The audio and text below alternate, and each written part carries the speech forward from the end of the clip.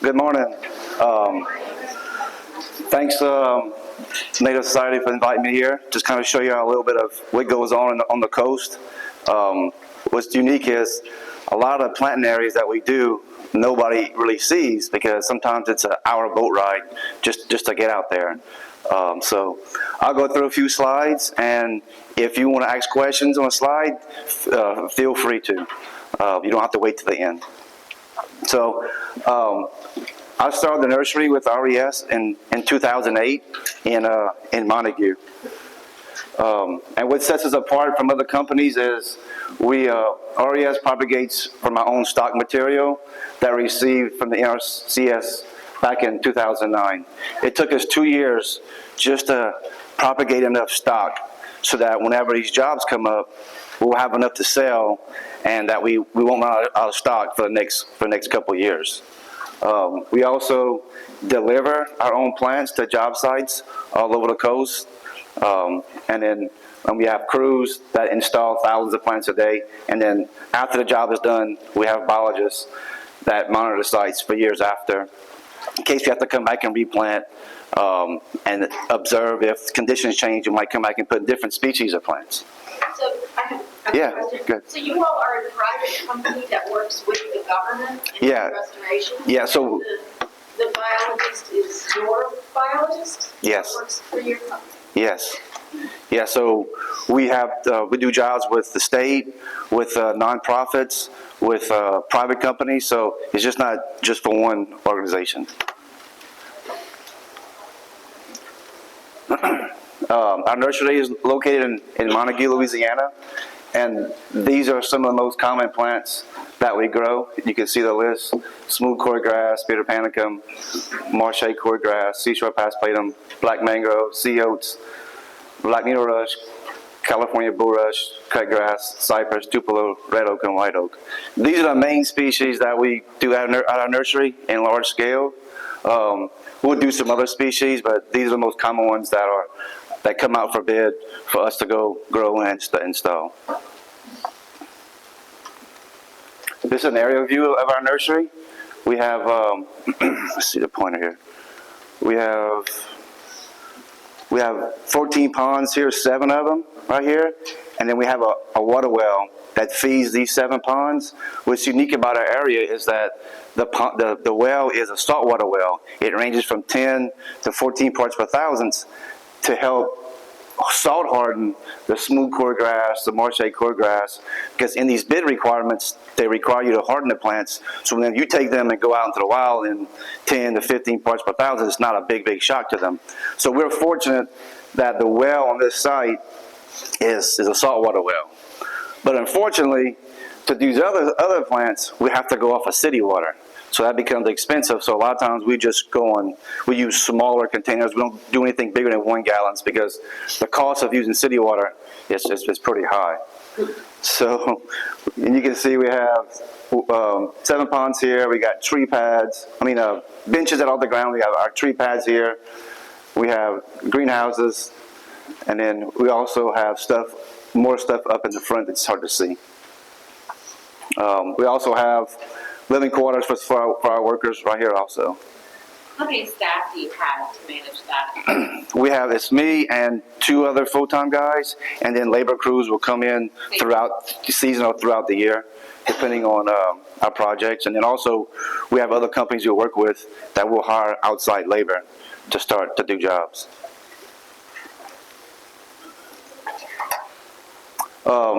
This is a terrace project that we did with BHP.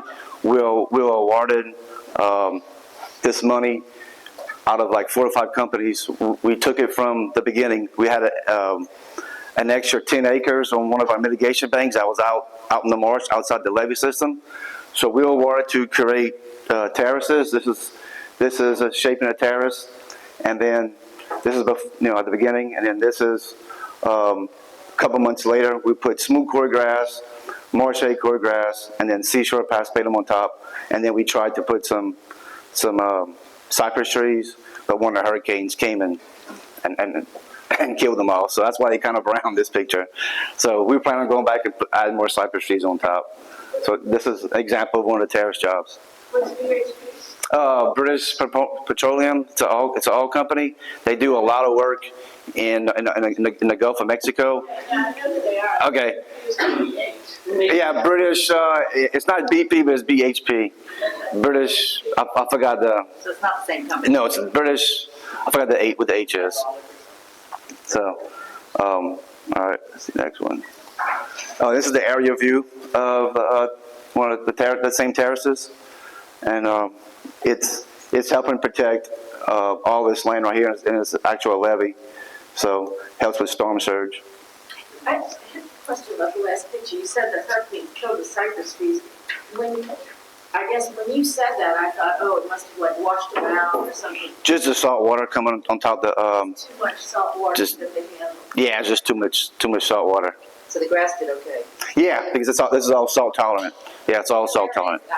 This is in Chauvin, Montegut, Chauvin area.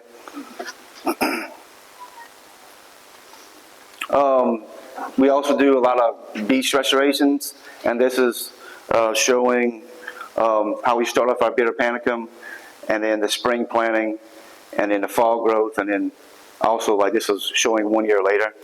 So we'll go. We have a big field of bitter panicum. We'll go and we'll grab the cuttings, cut them up, stick them in the 4-inch pots, grow them out for 60, 90 days, depending on time of year, and then we'll come out and install them on newly restored dunes, beaches. This is another one. This is on Caminada. We're awarded the largest dune restoration job. It went from Caminada all the way to which is Grand Isle, all the way to Fouchon, which is 8 miles long. We put over 200,000 plants on this one. So on these large scale ones, you have to try to figure out quicker ways to install these plants. So what we did was, you can see these little trenches. We'll take a tractor and make a trench with a plow, and then we'll come back and install the plants, and they'll cover it up. But it also leaves a trench, and sometimes CPRA was worried, like, man, is this trench going to be here for a while? It only lasts a couple weeks, and you can see it's flat. It covers that trench up with all the wind on the coast. It covers it right up, and then the plants just take off. I think this is 2 years later. No, that was 1 year. This is 2 years later.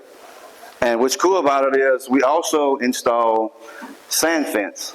So down the coast, if it didn't rain for a couple of weeks, the sand gets really dry and it will blow off the island. So we're trying to do whatever they can to keep that sand on the island. So we'll go and put sand fence, and you can kind of see in this picture that this sand fence was 4 feet high, and now you can just see the top of the post.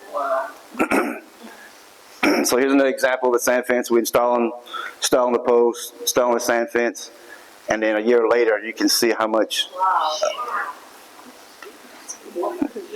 1 year, yeah. 1 year, some depending on the situation, sometimes you can't even see any of it. You don't even know a sand fence is under the sand. It's pretty neat to see how fast that sand moves around on top of the barrier islands.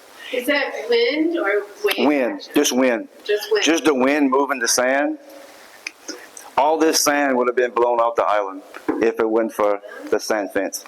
You put the sand fence first to help keep the sand there, and then as we put the plants, then the plants will help control and build the dunes up.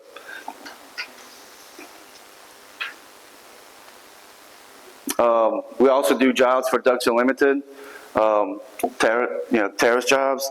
And the reason I put this slide up is because some of the organizations only want to put plants on the outside, not down the middle. And as you can see, how bare it is, that's because we didn't put any plants.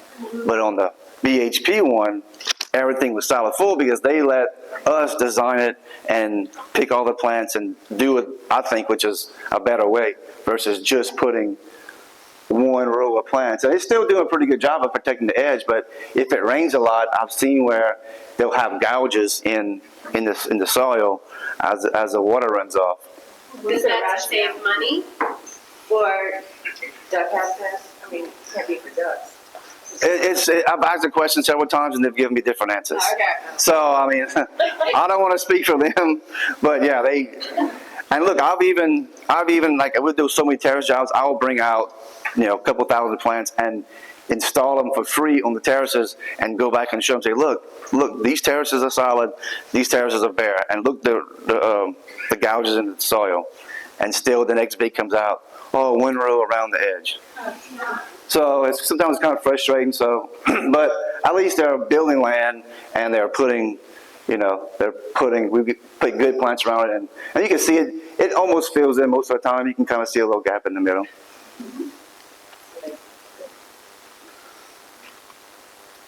Also, we work with another company called Martin Eco Shield. This is pretty cool. Is you can see right here, we didn't get to this one early enough. There's a lot of wave energy on the outside of the terraces, the last terrace that goes out into the bigger pond or bigger bay. So we'll come put down this fabric to help the outer edge from getting cut by the waves, and then we'll come and put plants, and it gives it an extra protection to help it last a lot longer. Because the ones on the inside are protected by this terrace. So you have to protect this out one. If not, this thing will get eaten up in a month. So as soon as they build it, we'll come and put these strips of fabric. Actually, this material is recycled plastic bottles. And it's a machine that grinds them up and puts them into a 2-inch thick layer of fabric. And it's kind of like a Brillo pad. So it's kind of air. So when the waves hit this, and it slows the wave energy down, and this will help collect soil, and then the plants can take off and grow. In the third panel, Wait, good. what happens in case of a hurricane? Does it wash that out? Every now and then it might wash it out. We can come back and fix it. You can recover it? Yeah, Okay. yeah. It's all pinned down. They got big stainless steel pins. Are we seeing in the third panel that you put some plants there? Yeah. So we'll put plants. We'll cut some slits and put plants through it. Do you worry about the microplastics from the plastic textile? Do you think that geotextiles would be better if they were made from a more natural fiber like hemp or? Oh, sure, yeah. I would definitely agree with that. Definitely. What about impregnating them with seed? It wouldn't work out there. You need to put some plants. The seeds would probably just get washed out from the wave energy. Because the tide will fluctuate. If you put seed in here, the tide will come up and down, every day, and I feel it might get washed out. Okay, I have a question. So she brought up the hemp. Is hemp? I just went to South Korea last year, and they use hemp leaves for walkways. Oh, gotcha. So we don't do that. We do stuff that's more like little rocks. Right. Why aren't we using materials like that? Not available. Cost, availability, to the technology to do it in a large scale. I agree with you. I'll be more for that. I'll definitely be more for that. Definitely. I don't know how to get that over here, but I'm working on it. Well, let me know because I'm out there in the field. Any way you can naturally protect what's been constructed. It's everywhere. Yeah. Why don't we have? Because it's probably more available over there. Yeah. It's not available as much over here. Yes. Yeah, you're correct. Yes. And this kind of justifies the bottle industry, so that's all greenwashing. Yeah. Also, too, another big part of our business is we do a lot of cypress tree planting out in Morapar Swamp, Carnarvon, and we'll grow the cypress in 1 gallons, and then we'll haul them out here, and we'll put them out here, and then we'll put these plastic wraps for nutrient protection, rabbit protection. If not, you come back the next day and the tree will be laying over. Overnight. I've seen it so many They times. don't lift them up, that's what when I was in grad school, I planted with Jennifer, Roberts out in, wherever, out by Shell out there, and, they would, the Nutra would lift up the tree protector and pull the seedling out. So you're right. So you have to take that wrap it around it, shove it as far as you can, and put the tie wraps real tight around 3 of them around the bamboo pole. And you might have one every now and then get pulled up or whatever, but typically they won't do it. Yes. Have they truly developed a variety of cypress and live oak that's more salt tolerant than the rest? No, they have not. That just kind of, I mean, it's kind of hard. I mean, there are people that say, okay, I have this, I went and collect seeds from this cypress tree that's going in more of a brackish environment, but to say that those grew up and then you would put them out with the other ones and that one did better or not, I haven't seen a study or seen a situation where that would be different. Plus, you don't want to go put a cypress tree in brackish water because that's not where it really thrives at. I mean, that's not the right plants you want to put in there. I feel like you need to go put plants in its own environment where it evolved from. Not try to manipulate and put saltwater trees in more brackish water. Is this a restoration project? Yes, Why are they planted in rows? that's what they want us to do. So.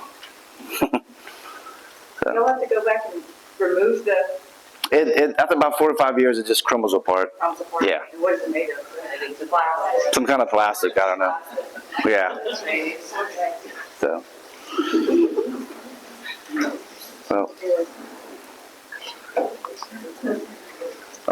An example of some of the equipment we use to haul our plants and personnel out to their remote job sites.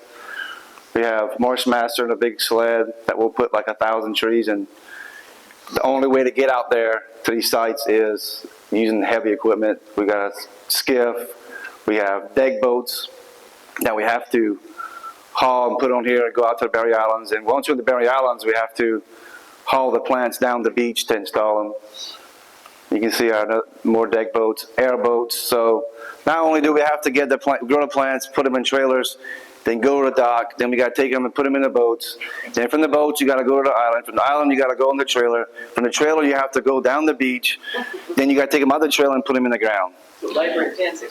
So that's why there's not many people doing this type of work, because it takes a lot of preparation, a lot of time, a lot of effort. And once you're out on this Berry Island, if something happens, I mean, you just can't go into a hardware store and get a part, somebody forgets, I forgot to bring the gas today.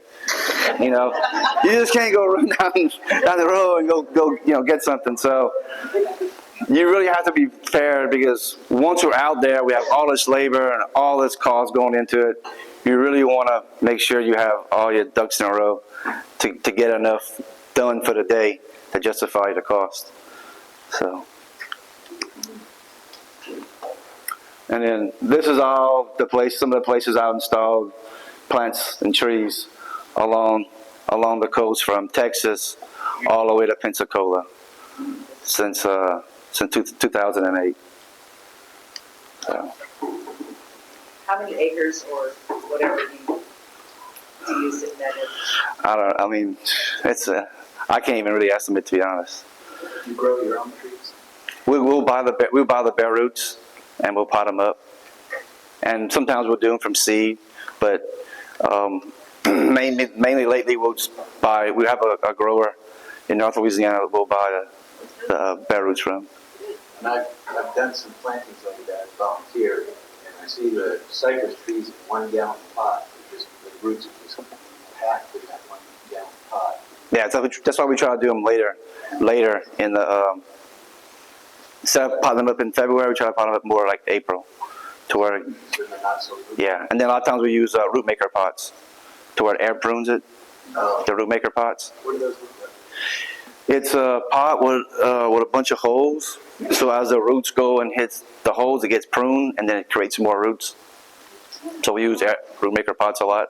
Even around the outside of the There's holes all over the pot. Yeah, on the bottom, the sides, and everything. There's little ridges in the pot that force the roots to the holes inside the pot. It's pretty cool. It's called root maker. Yeah, root maker. It's one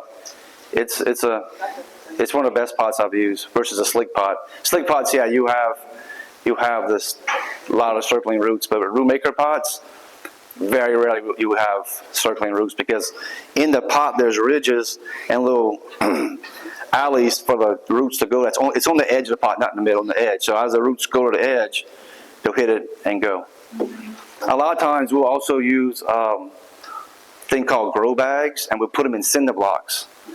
So you won't have any of those big circling roots. And it keeps it cooler in the summertime in the cinder blocks. And you can water less because the cinder block is holding more moisture. You just do cypress and those? How does that stop it from circling to use a root bag? Because the root bag has a bunch of holes in it that helps it from circling in the pot. And it's like kind of airproof. You only do cypress trees with the root? No, all trees. All your trees? All the trees, yeah. Trees you grow? We're doing red, shumar, water oak, willow oak, nut oak, tupelo, ash. So, Where in Pensacola is your project? the long bridge, and there's it's like one of the coves. There's like some rock jetties and stuff on the side. I'm trying to think. A bunch of grasses there. Let's see. What we did was they came and built a bunch of these round sand mounds, and then we came put plants on top. Right at the foot of the bridge. No, not kind of a little bit further, like maybe a mile away from the bridge, Okay. back to the west. Because that boat launch by the bridge. Yeah. We launch the boat, go under the bridge, and then go maybe a mile, half a mile. So you can't see it from the bridge. No, but you can see about from the road. You can go on that. You know, that frontage road. If you go on the frontage road, if you look to the right, if you're going towards the bridge, you're going to see all the mounds, and now it's solid. It's solid plants. How long ago did you do that? 2 years ago. So, in terms of native plants, I want to ask, I saw your list. Are you using only native plants in the restorations, or have you found non-natives that do the job and you're incorporating those too? Everything is native that we've gotten from the NRCS Plant Material Center or from other Louisiana growers. The only plant that we do that's not native is vetiver. So we use vetiver on these waste management projects. We'll go and after the landfill was capped off, they'll put like 3 or 4 foot of dirt, and we'll come put the vetiver on top, and they run pipes in between the rows of vetiver, and they'll pump the leachate water. So all the water has to be trapped. It can't leave the landfill. So they'll pump the water through the vetiver picks it up. Therefore, they don't have to haul all that leachate water. And then they'll cut it down once a year. And then it'll really go, and they'll keep on pumping. Keep on pumping the water through the vetiver. And they told me they're saving about 30%. So $300,000, $400,000 they're saving because it costs a lot of money to haul out that leachate water, and the vetiver is taking it up. Is that from a landfill? Yeah, we do on some landfills in Texas. You ever check the root aromatics to see if they're different because of the kind of water it's? I haven't. Once I went to plant the job, I never. It stunk way too bad over there. I'm like, man, it was bad. Okay, How about the red and black mangrove? we the black mangrove we'll do 20 or 30,000 a year. Black mangroves. I forgot to put the slide in here, but we'll have like a big hot box that we'll grow them in. We'll go and collect the propagules on the coast in November, grow them out in the hot box in these shells we made, and then in March, beginning of April, we'll take them out and grow them out on wet cells throughout the year, and then in the fall we'll go install them. So only black mangroves. That's all. That's what only will grow up here. Red and white is too cold to grow up in Louisiana. And the line for black mangroves is Leeville, Louisiana. Make sure if you know where Leeville is. Yeah. Anything above there, the mango is too cold. They'll die off. So that's the boundary line for mangroves. The further south you go, you can see how much bigger they are. The further north of Grand Island Fouchon, the smaller you can see them, because they keep on getting burnt back. So I live in Cutoff, which is Cutoff Golden Meadow. It could be 30 degrees in Cutoff, and I go to Fouchon, it's 40. So just that 20 miles, it's a temperature barrier that makes those mangroves thrive. Y'all can see gaining ground in the areas. The mangroves? What gaining, land? Oh, no. There's no land being built. The Mississippi River's got cut off, so I mean, it's just helping hold the land longer. Could you give us just a short on how you got into this career? Oh, okay. So I went to Louisiana Tech and got a degree in ag business and plant science. So I've always liked growing stuff. My grandpa was a sugarcane farmer down in Cutoff, so he had gardens, he had stuff. So I always was kind of with him a lot of times, in the garden, planting and stuff. And then went to ag business. And then I went to LSU and got a master's in oceanography. So I learned a lot about the estuaries, the Gulf and stuff. So just kind of combining all of that. And then the main reason is because NRCS, Plant Material Center, and my dad had some property in Cutoff, so I just started a little nursery in actually 2004 behind my house, just growing smooth core and a couple other plants. And then in 2008, that's when I got hooked up with RES to make it a bigger nursery. They had the capital, and then they had the property. So that's why I went to start with them. It needs to be monitored. You just can't just blow all this water with no sediment. I think you got to keep that saltwater line south. If not, the saltwater is going to kill everything. It's going to slowly erode and erode. The only place that's building stuff is with fresh water. Like that one project with the cypress trees, that's Carnarvon. That's coming off the river. 20 years ago, you couldn't even think about putting the tree there. And now we're putting cypress trees and you're walking on it. So it does work, but you have to make sure you monitor it and not just let it run wild, just fresh water going everywhere if there's no sediment. Because then you start messing up the estuary with shrimp and oysters. And so it's a very complicated answer that I'm trying to give. Yeah. So. With the vetiver, you said they cut back the biomass. Do they haul it off or they leave it there? I'm not sure. You don't know? I don't know. Where they haul leachate to. I heard they have to haul it off and they got to pump it down somewhere else. Injection. Probably so they're trying to cut back on. They're trying to cut back on hauling off the leachate water.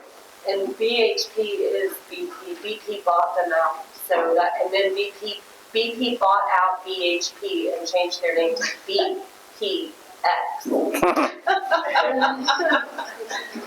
So those landfills where the leachate is being pumped out, this is like oil field waste? No, this is stuff coming from Houston. I'm sorry? Houston. Municipal landfill? Yeah, municipal. Yeah. Regular. Just regular, just garbage and stuff. So Erin, one last question. One of the reasons we're very interested in having you here is to highlight career opportunities that surround the native plant industry, propagation, native plant supply, knowledge about native plants. Do y'all have challenges finding people that know enough about that kind of ecology? Do you think that there needs to be more people coming up in that industry? I mean, is there anything you have to speak to that? I mean, there's definitely opportunities. Just get with companies like RES and other companies. You can go to our website. You can fill up applications and to see what opportunities there is out in the field. Biologists, in the office doing reports, doing monitoring. So there's definitely a lot of opportunity. Yeah.